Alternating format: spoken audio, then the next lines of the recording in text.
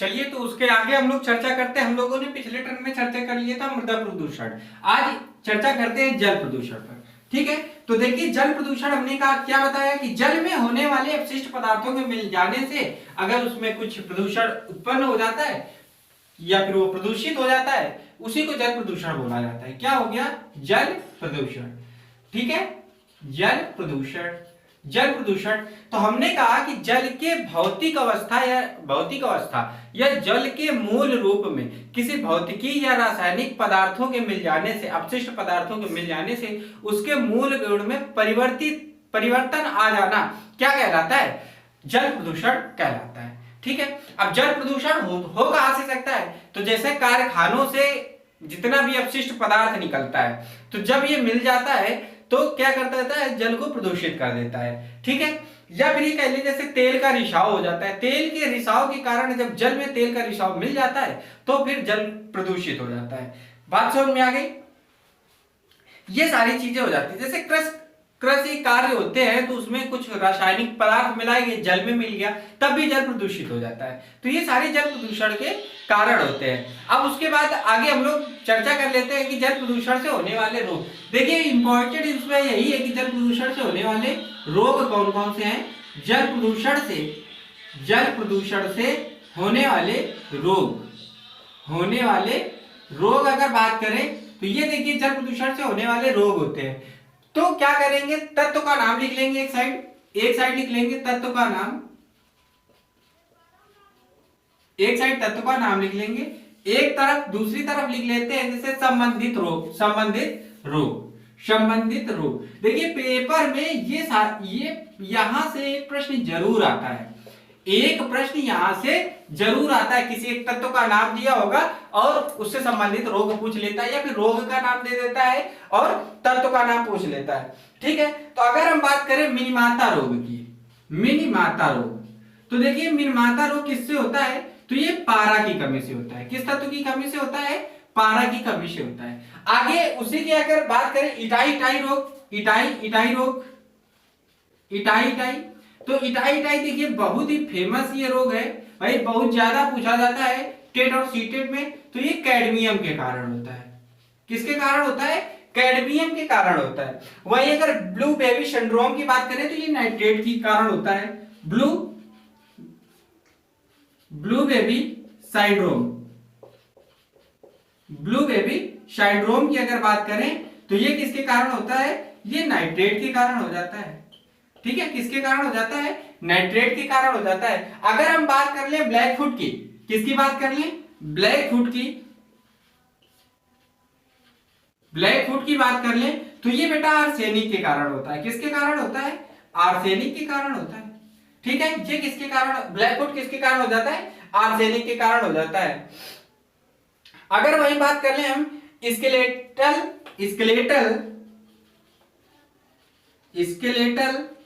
ये जो स्केलेटल होता है, स्केलेटल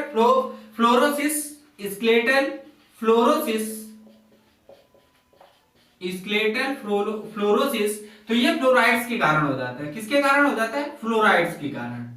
ठीक है, फ्लोराइड्स के कारण हो जाता है स्केलेटल फ्लोरोसिस। ठीक है, ये देखिए अब इनमें से इंपॉर्टेंट समझ लीजिए। इंपॉर्टेंट आपका आर्सेनिक, कैडमियम, पारा और नाइट्रेट, ये चार तो बहुत ही ज्यादा इंपॉर्टेंट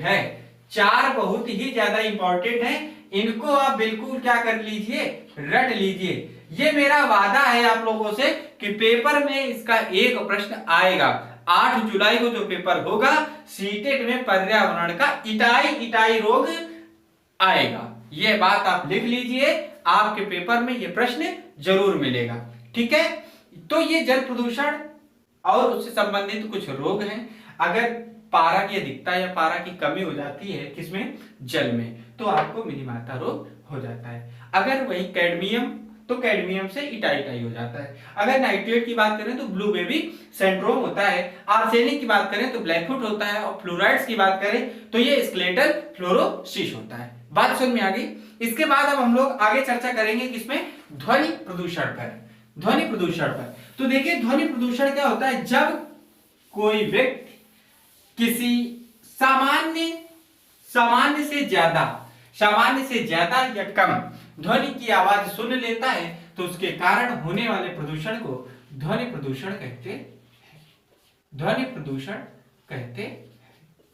बात समझिएगा। ध्वनि प्रदूषण हमने बताया, तो ध्वनि प्रदूषण क्या होता है? ऐसा ध्वनि, ऐसी ध्वनि क्या होती है भाई? सामान्य से ज्यादा होगी या सामान्य से कम होगी। तो हम ये कह सकते हैं कि ऐसी ध्वनि जो सुनने में अरुचिकर हो, मतलब अच्छी ना लगती हो सुनने में, तो क्या कहलाएगी? ध्वनि प्रदूषण। जैसे loud speaker, loud speaker, loud speaker की आवाज, लाउड स्पीकर की आवाज, जैसे हार्न की आवाज की बात कर लें, हार्न की आवाज, जेट इंजन की बात कर लें, जेट इंजन की बात कर लें, ठीक है, जेट इंजन की बात कर लें। अगर वहीं पर हवाई जहाज की बात कर लें, हवाई जहाज की बात कर लें, तो इन सारे कारणों से जो ध्वनि प्रदूषण उत्पन्न होता है, ये सारी चीज। तो अब देखिए, और इसकी अगर हम मापने की इकाई की बात कर लें, क्या मापने की इकाई? तो डेसिबल होती है मापने की इकाई। ध्वनि प्रदूषण अगर पूछा जाए किससे मापा जाता है, तो डेसिबल से मापा जाता है, डेसिबल। इसको ज्यादातर इस तरीके से लिखा जाता है, डीबी, डीबी लिखा जाता है, या फिर इस तरीके से डीबी लिखा जाता है। बात समझ में आ गई? डीबी से इसको डिनोट करते हैं। कोई दिक्कत? यहां तक आपको कोई भी दिक्कत हो, देखिए डीबी है, इस तरीके से भी आपको कहीं ना कहीं लिखा मिल जाता है। डीबी होता है, डेसिबल होता है, ठीक है। तो अब हम कुछ लोग बात कर लेते हैं कि कौन सी ध्वनियां हैं जिनके लिए कितने डीबी की साउंड होती है, ठीक है। तो अगर हम बात कर ले सामान्य जो बातचीत हम लोग करते हैं, ठीक है, सामान्य बातचीत, सामान्य जो बातचीत हम लोग आपस में किया करते हैं, तो उसकी आवाज कितनी होती है? तो उसकी आवाज होती है 20 से 30 डीबी, 20 से 30 डीबी होती है। बात समझ में आ गई? फिर आप लोगों ने उच्च आवाज में बात सुना होगा, जैसे कुछ लोग चिल्लाकर बोलते हैं, तो जो चिल्लाकर बोलते हैं मतलब उच्च बातचीत, उच्च बातचीत, उच्च बातचीत जो होती है ये आपके 60 डीबी पर होती है, ठीक है।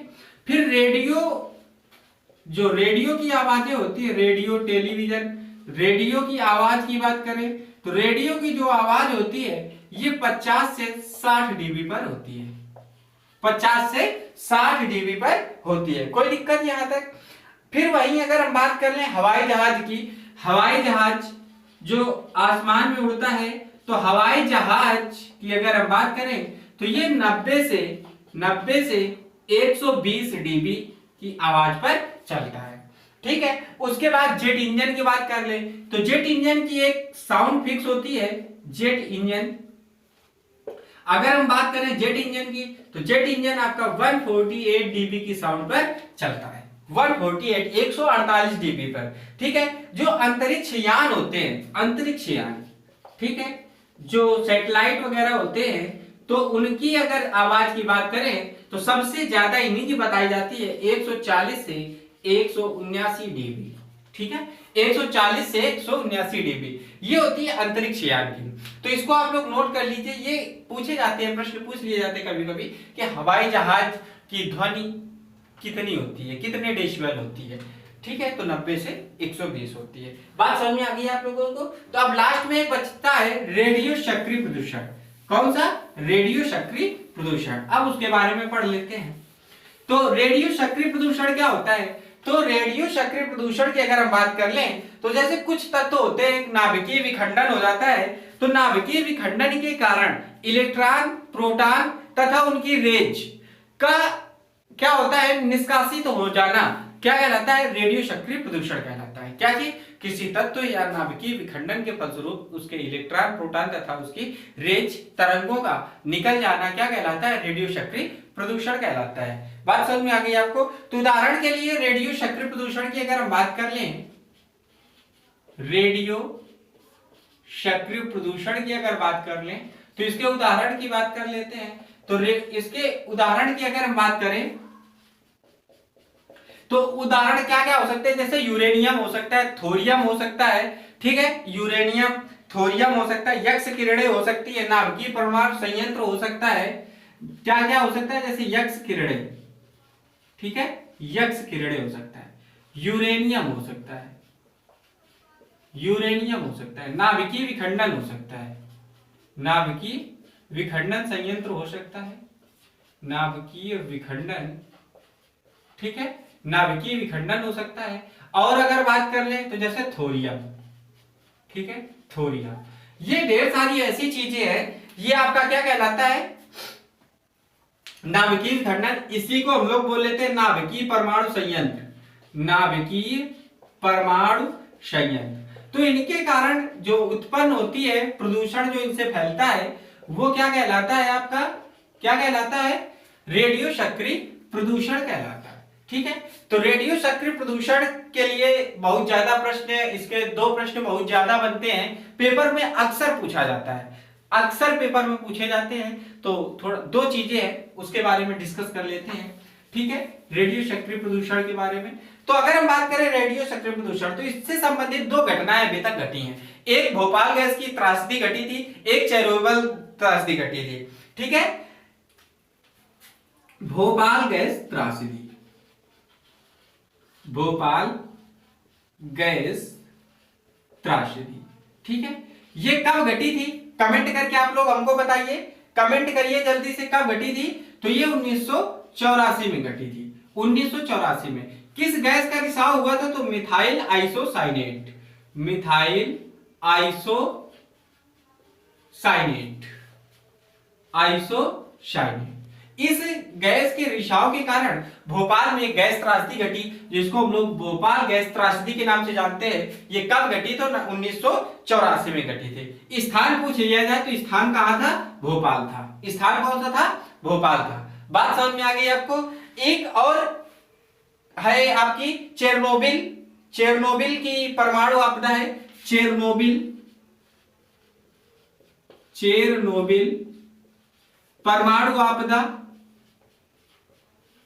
परमाणु आपदा, ठीक है।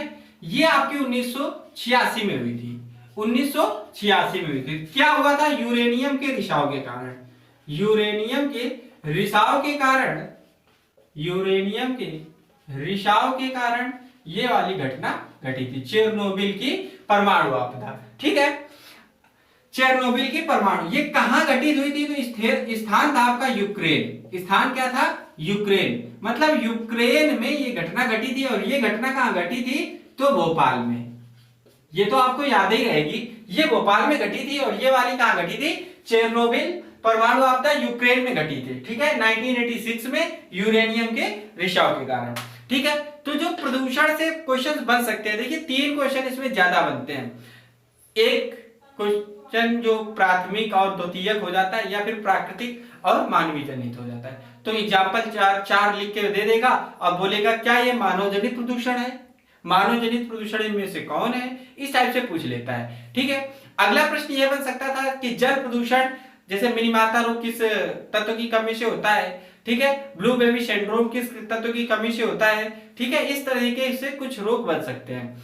एक ये वाला, उसके बाद क्वेश्चन बनता है कि 1984 में रेडियो सक्रिय प्रदूषण किस स्थान पर घटित हुई थी, किस गैस के रिसाव के कारण हुई थी। तो ये सारे क्वेश्चन बन सकते हैं। चेरनोबिल की परमाणु आपदा किस देश में घटी थी, यूक्रेन देश में घटी थी, किस साल में घटी थी, 1986, किस कारण से घटी थी, तो यूरेनियम के रिसाव के कारण। ये सारे कुछ क्वेश्चंस हैं, ठीक है।